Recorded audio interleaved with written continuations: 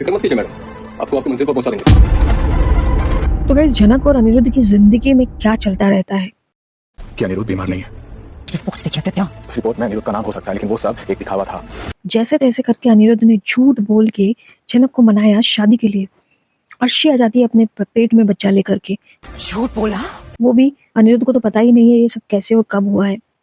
जनक शादी से बैकआउट कर लेती है और कहती है कि अनिरुद्ध की शादी इसी मंडप में होगी अर्शी के साथ, नफरत करती हूँ आपसे। और मैं शादी करवा के ही यहाँ से जाऊंगी। सारे घर वाले फिर भी नहीं मानते हैं, उस पर तोहमतें लगाने लग जाते हैं, उसे उल्टी सीधी बातें कहने लग जाते हैं और जनक दुखी होकर के मीनू के घर चली जाती है।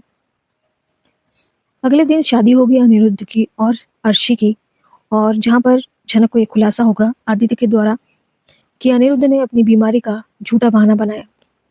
आदित्य पूरी बात बताए उसके पहले ही वो स्टेज पे चली जाती है जहाँ पर अनिरुद्ध और अर्शी की फेरे हो रहे हैं, शादी हो रही है, और वो बोलती है उसको जाकर के कि तुमने मुझसे इतना बड़ा झूठ क्यों बोला? आदित्य तुम कुछ नहीं बोलोगे। क्यों मुझे झूठ के जाल में फंसाया? देखो, अर्शी और अनिरुद्ध की शादी तो हो गई है, लेकिन अब होने वाला क्या है आगे? आगे झनक किडनैप होने वाली है, क्योंकि अब झनक अनिरुद्ध के घर नहीं है और वो आदित्य के पास भी नहीं जाना चाहती है।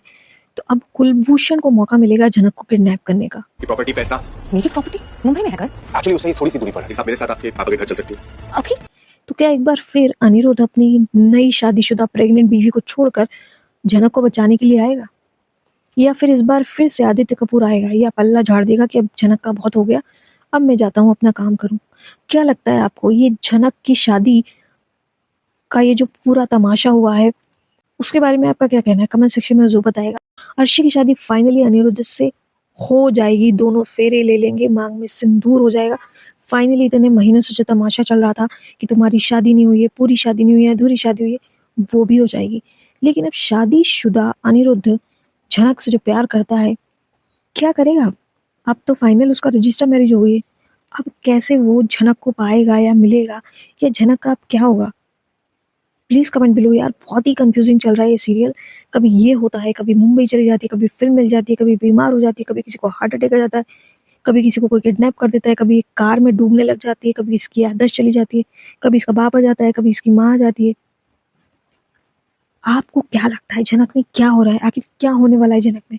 Please comment below guys.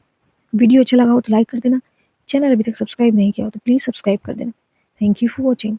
आपको कोई एतराज?